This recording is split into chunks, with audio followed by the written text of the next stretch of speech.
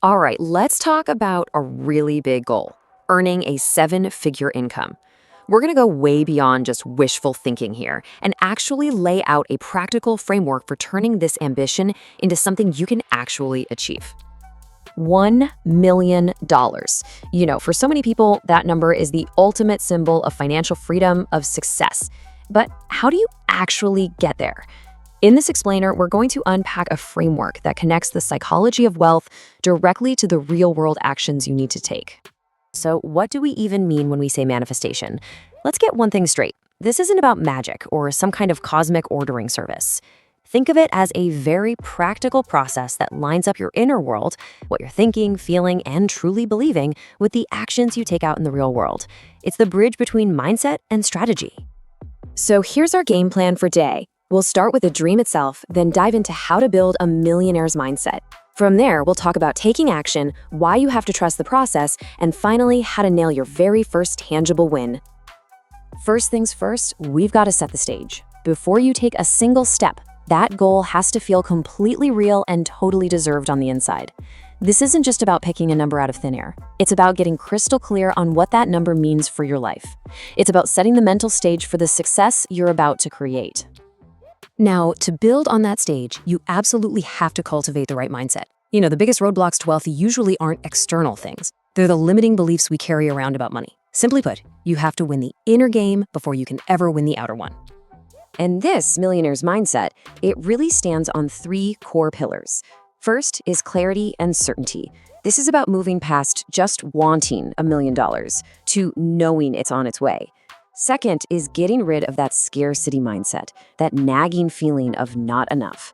And third, you gotta practice gratitude for all the good you already have. This slide just nails the mental reprogramming we're talking about. It's about catching yourself when you think, ugh, I can't afford that, and consciously, deliberately swapping it for something like, I am a person who attracts wealth.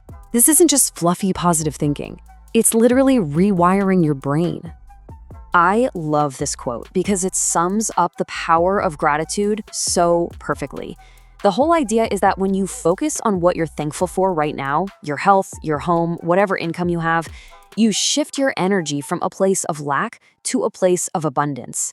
And that, in turn, makes you a magnet for more of the good stuff, including money. Okay, having a powerful mindset is absolutely essential, but it's only half the battle. Now we've got to talk about taking inspired action. See, manifestation isn't passive. It demands real-world, strategic effort that's lined up with that inner certainty you've built.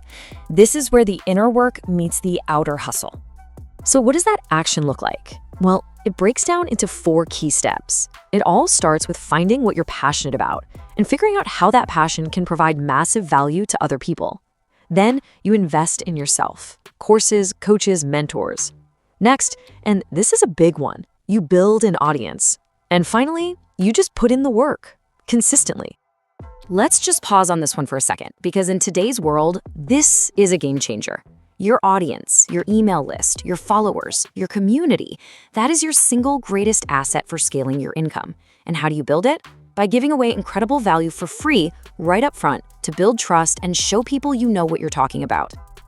All right, so you've dialed in your mindset, you're taking consistent action. Now comes the third and honestly the hardest step for most people. You have to learn to let go. This is kind of the secret weapon that lets everything else fall into place. This is the question that trips everybody up, right? We get so obsessed with the how. Is it going to be this client or that business idea? Maybe this investment?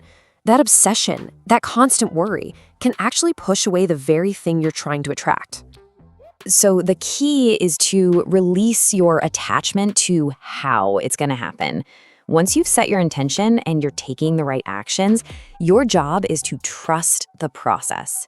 This opens you up to opportunities and connections that will make your goal happen, often in ways you never could have imagined.